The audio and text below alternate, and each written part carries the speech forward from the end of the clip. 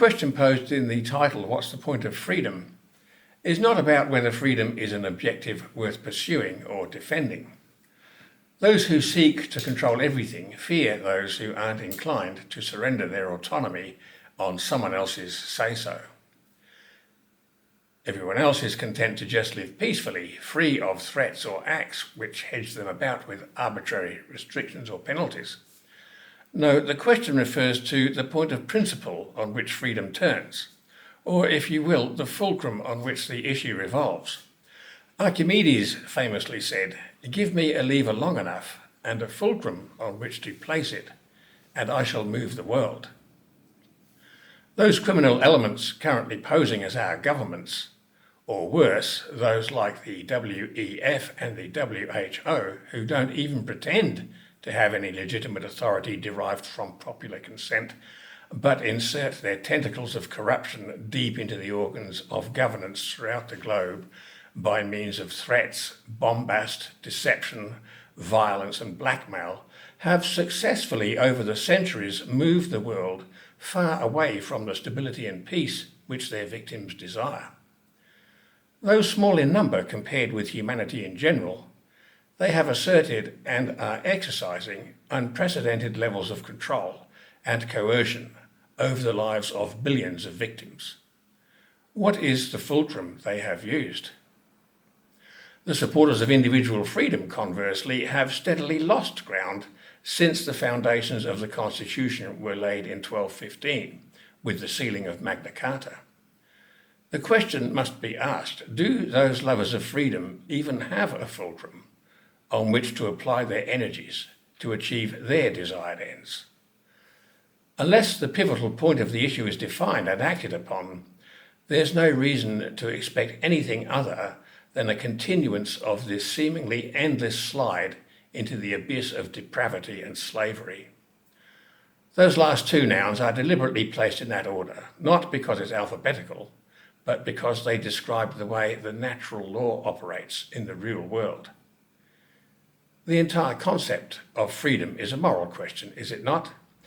If we accept that it's immoral to deprive someone of their freedom in any unjustified way, does it not follow that actions to defend that freedom from attack must have a basis of morality? Hence, 800-odd years ago, the tyrant King John was compelled to abandon his immoral conduct and consent to a moral framework of law and justice, which had already been in place since time immemorial amongst the population. However, we must remember that not all of the barons opposed King John. Some of them, as with all tyrants, supported him and believed they would benefit personally were he to be allowed to carry on as before. Even Article 61 admitted the potential for there to be disagreement amongst the Committee of 25 and provided for the decisions made by them to be subject to majority vote. Because of this support of King John, the Bar Association was formed the very same year as Magna Carta was sealed. This constitution is a verifiable agreement providing strict limitations on what government can do, determining in future the relationship between government and the subjects. In accordance with natural law, it was impossible to provide an absolute guarantee of infallibility. The potential always exists for the majority to err in their decisions, and every individual must thus always choose for themselves to stand on principle on moral questions. There is no free lunch provided for by the moral rectitude of others. Until this principle is grasped by enough people, society will remain under the threat of the jackbooted heel of putative global Führers like Klaus Schwab and his mini-me's. But Schwab himself is a mere mini-me, doing the bidding of some trillionaire banksters who must remain faceless, shadowy spectres, lest their crimes be fully exposed and they be pitchforked into history by mobs of enraged victims. Having precipitated the Magna Carta by their abusive use of force, King John's spiritual successors were constrained and had to work by deception, manipulation and fraud. They could only succeed if people were deceived as to their true motives and gave consent, either tacit or overt, for the twisting out of shape of the law. The true meaning of the word depravity is not merely sexual licentiousness or the orgiastic debaucheries that accompany drunkenness or substance abuse. The word derives from the Latin pravus, meaning crooked or perverse, misshapen in some way. So it is entirely appropriate to use in describing the legalese system, which has attempted to turn our beautiful constitution into a pretzel.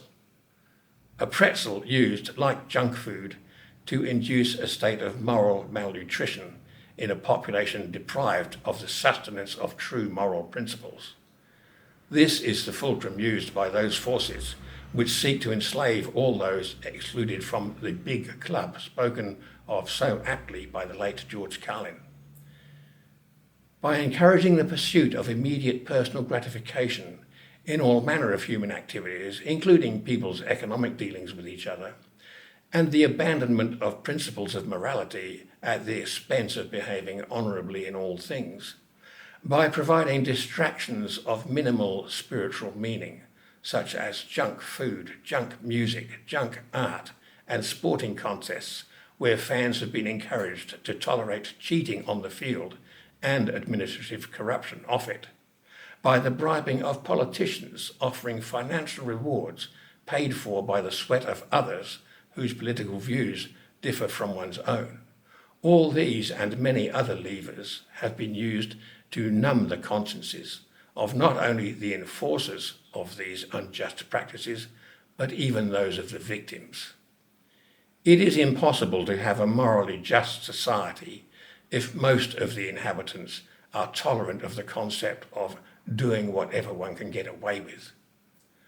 The true test of a person's character is, what would they do if they knew they would never be found out?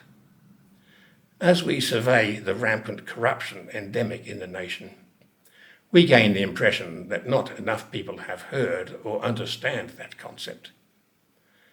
As defenders of freedom and constitutional law, we need our own fulcrum, and the point on which it turns is the principle of universal morality, which entails personal responsibility.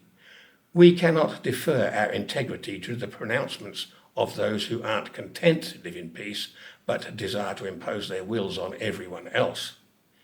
It is immoral to surrender our consciences to the point where we say, whatever the government says on a particular issue is right. What is the difference between that and saying, whatever God says is right, when it is not God speaking to us, but only another person claiming to represent or speak for God? We each have a conscience, and that must be our guide, especially if we have any responsibility for the welfare of others in our social or working lives. There is a link in the comments box to an excellent short video explaining how the concept of following orders or just doing my job is a total abdication of this moral responsibility, which was established globally at Nuremberg in 1947. Yet when we look at society, we see this abject failure of morality from top to bottom.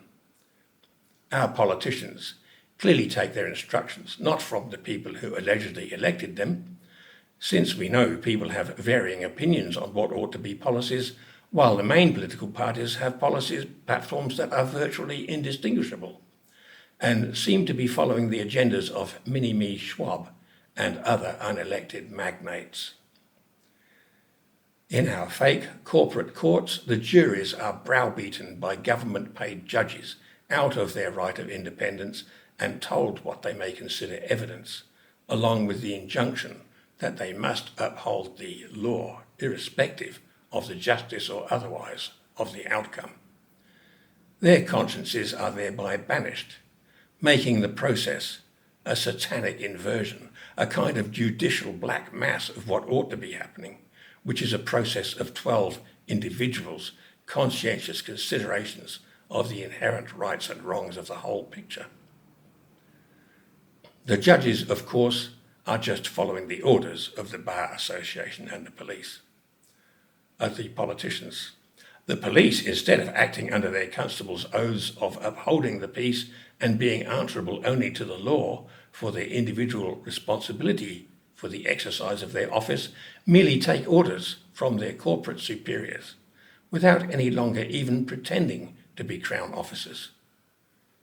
When ordered by politicians or their superiors to openly violate the liberties and rights of those they swore to serve, they immediately jump to obey, scarcely questioning the morality of their actions. One can almost hear the clicking together of the boot hills and the javols as they scramble to carry out their orders. And what of the people? Mark McGowan, currently posing as the Premier of Western Australia, boasted that the population here was one of the most compliant in the world, as if that were a badge of merit.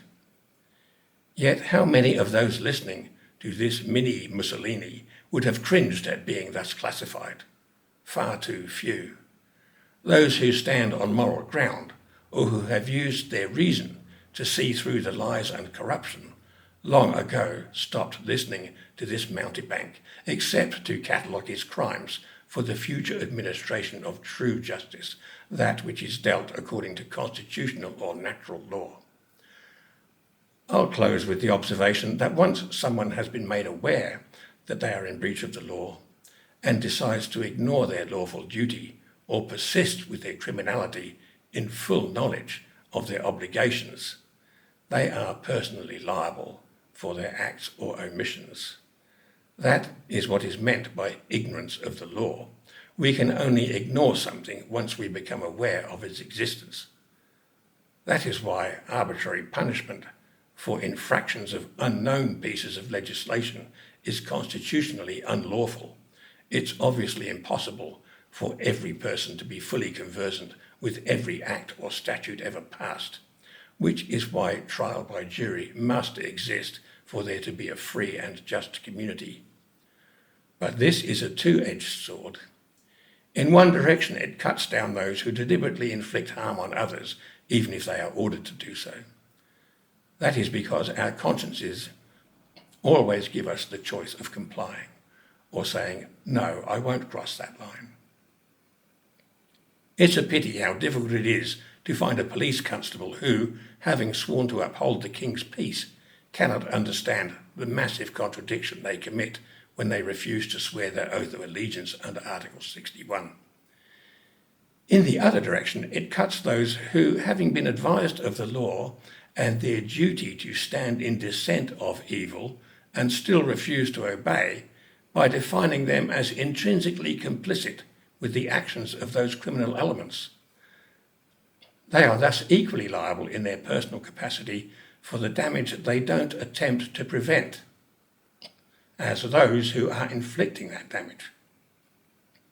Consequently, refusing to swear one's oath to the Constitution, as compelled by Article 61, is not merely sitting on the fence.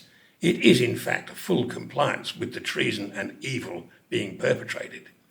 It is a form of depravity or moral misshapenness and will bring its inevitable reward, which is loss of freedom or slavery. That is how the natural law works. Nature does not permit indifference to lawlessness. Worse, these failings are counted not just in the open courts of justice or public opinion, but in the very fibres of our being, and exact their just reward in not simply the esteem in which we are held by others, but in those quiet moments of solitude when we ponder the questions, which code of behaviour or morality do I support? Or more to the point, which sort of person am I? Thank you for watching.